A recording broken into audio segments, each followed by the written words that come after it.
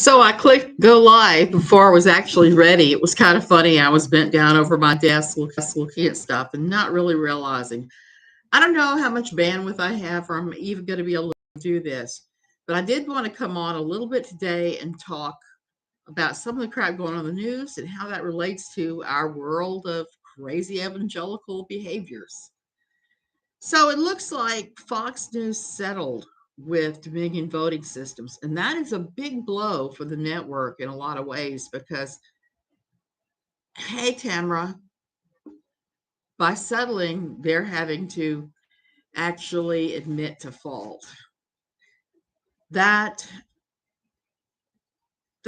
creator that we don't mention has settled on a lot of things and tries to say that it's not an admission of guilt. But yeah, most of the time it's an admission of guilt if you settle with somebody. So I'm kind of curious to see what this is going to do in Evangelical Town, whether anybody is going to ever follow Fox News ever again, or whether they're just going to write them off, or if it'll have any effect. Look at how my electricity is flickering. You can see by if you look right up there, we're having electricity issues, so I don't doubt that I'm going to be out of here quickly. I also want to talk. There is a whole lot going on in this world and not going on in this world when there should be for various cases. I haven't kept up with the Lori Vallow thing very much, except to say that Lori is a good example of what happens when you start believing Fundy Town and theology over human beings, relationships, and all of that. You can justify making your kids fungible, trading them for some kind of immortality or whatever. And I think that the problem is that most people think that these things are few and far between. But I just want to suggest there are a lot of these places where they're not few and far between, they're everywhere. People do this crap. And it's really sad.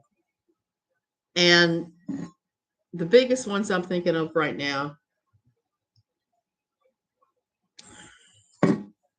are Carissa, who has all those kids, and Jill Rodriguez, who also has all those kids.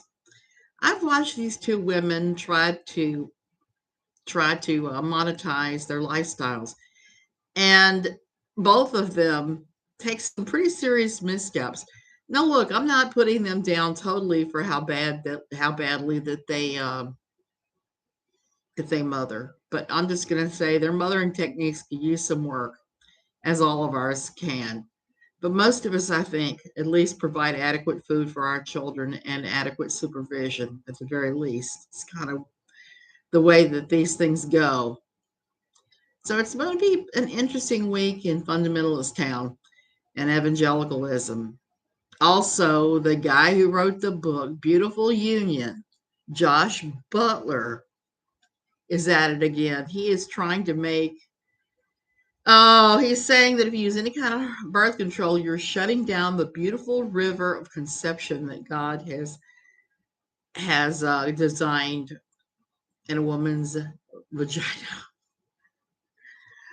Nope, you're not doing that. You're exercising responsibility is what you're doing.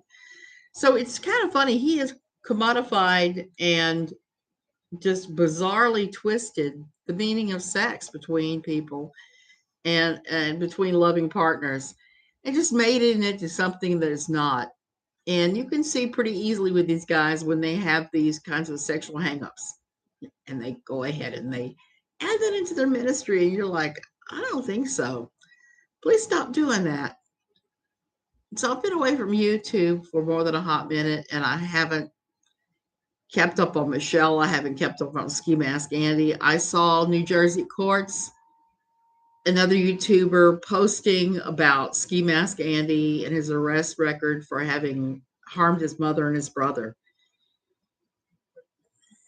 I don't know. Is he going to jail? Is he guilty? Should he go to jail? Kind of curious to see which way this goes. And apparently Michelle of MGL is back on his channel again, pretending to be somebody called Snow White. But it's obvious from the speech patterns that it is her. It's not a new person called Snow White.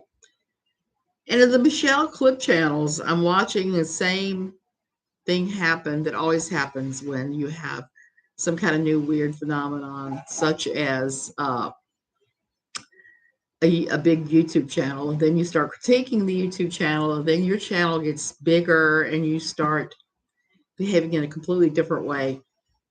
One of the ones that I sometimes follow has been putting up 5, 6, 7, 10 hour live streams. And I just don't know that there's anything ever to be discussed that you would need to have 10 hours for. I just can't see it, not even with MJL Michelle. And who is that hitting me up on PM? One of my friends.